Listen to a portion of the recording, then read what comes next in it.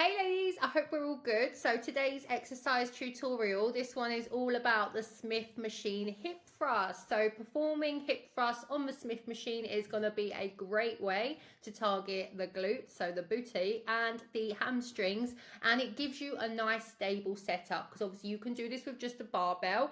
However, sometimes it can be a bit less stable and wobble around all over the place, whereas this keeps you nice and locked in. So I really do like this movement. So today I'm going to give you a simple step-by-step on how to set it up and also how to perform the exercise. Okay, so when it comes to the setup, this is what it looks like here. So this one is your Smith machine. Okay, so with the bar height, you are going to adjust the bar height to a height that's going to be just above your knees when you are seated on the ground. Okay, because this is going to allow you to comfortably get under the bar so that it's over your legs and into position across your hips. You can see I've got a bit of padding here, so use a barbell pad or a thick towel around the bar to cushion your hips and prevent any discomfort, because when you don't use this, trust me, I have been bruised from it before and we definitely don't want that. Now it's a bit tricky to see in this video. I should have maybe shot a couple of angles, but you can see I've got a bench behind me. So with the bench placement, you want to position a flat bench, okay, about 2 feet away from the bar, because this is going to be what's used to support your upper back. Okay, so you'll see that in a minute when I actually step in and get under the bar. And then finally, with the weights, all you're going to do is pop the amount of weight you want onto the bar using the plates here. So always start with a lighter weight. This is probably my second or third set, so you can see that I've put more weight on it, but start with a lighter weight to ensure that you can perform the exercise with proper form and that you're actually getting that connection in the glutes, in the hamstrings, feeling it where you want to feel it before adding more weight, because I know sometimes it's tempting to get carried away and go super heavy with it, but at the end of the day, the form is always going to be key. So here is how we perform the hip thrust. The first thing you're going to do is you are going to position yourself. That is just me thinking about what on earth I'm about to do there. Okay, so you're going to sit on the ground with your back against the bench. So you can see there that that's exactly how I am in this video. So the back is going to be against the side of the bench there, and then you're just going to get your legs under that bar so that it rests comfortably on your hip area, so on the kind of pelvis region. Okay, foot placement, right? You're going to plant your feet flat on the floor. Now, a lot of people ask me, why do you take your shoes off for movements like this? Reason being is that my trainers are actually running trainers, so they're very, very cushioned, very supportive.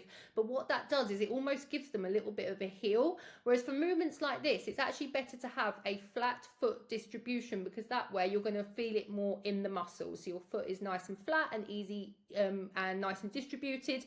That is going to make the movement way more effective. So there you go. If you ever wonder why I train without shoes on, that is the reason why. Okay, so feet are flat on the floor with your knees bent, and then your feet should be about hip width apart. Okay, now you're going to get into positions. You can see that I've leaned back here, so that shoulder blades, okay, are resting on the bench. So you want to ensure that your spine is nice and neutral and your head and neck are comfortably aligned with your spine, okay?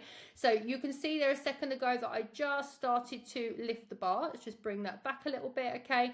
So you'll drive through your heels to lift your hips upwards like I've done. I've just pushed it forward to unlock it from the rack, okay? So the motion should come from your glutes as you press your hips vertically towards the ceiling, but the body should form a nice straight line from your shoulders to your knees at the top of the movement. So here we go. So this is the lowering phase. And also a little point to note, let me just take it back a notch. You will see you've got these kind of safety bars at the bottom here. So what I've done is I've just popped those on so that if for any reason I struggle halfway through the set and can't lift the bar up, it will just land there. So there's no big issue. It's not going to slam down, fall off the rack, anything like that. So it's super, super safe to do, which is always good if you are training on your own. So here we go. So I'm going to get back under the bar again so you can see how I perform the movement here. So I've unracked the bar from the rack. Up we go. So I moved it forward so it's unlocked, okay? And then we're going to start towards the bottom of the movement. Okay, so you can see that with every repetition, this is what I'm doing. I'm driving through my heels here to lift the hips upwards. So the movement is coming from the glutes. So the whole time I'm thinking about getting that nice little bit, that connection in my glutes there, okay? So pressing the hips vertically towards the ceiling, and then you'll see at the top of the movement, the body does perform a straight line between shoulders and knees. When it gets a little bit heavy, it might not be as straight, but that is essentially what we are aiming for, okay? So at the top of the movement, you may notice that up the top here, I am aiming to squeeze the glutes nice and hard and just hold that position for a second if you can. And then when it comes to the lowering phase, what we want to be doing is lowering our hips back down to the starting position in a nice and controlled manner. So we're not letting the bar crash down at all. We always want to keep the control, okay? And then you're going to perform a desired number of reps. That is a face, isn't it? A desired number of reps, okay? And then you're going to re-hook the bar back onto the rack, and then you can climb on out of there. So just a few little tips for you. All right, we're going to keep the motion nice and controlled, like I said, so ensure that the movement is smooth and controlled throughout, especially in that lowering phase, because that is where the magic happens. Like I said at the start, do not overload the bar, so avoid using more weight than you can handle with proper form. And then before you obviously perform the movement, just check the setup. So check the equipment, just make sure that the bar is properly secured, that you've got these little safety catches on here, so that everything is nice and stable. Make sure the bench is nice and stable as well. So like I say, guys, hopefully that helps. So the hip thrust on a Smith machine, super effective exercise for building that lower body strength when performed correctly. So just be sure to focus on the form, and as always, gradually increase the weight as you become more comfortable with the movement.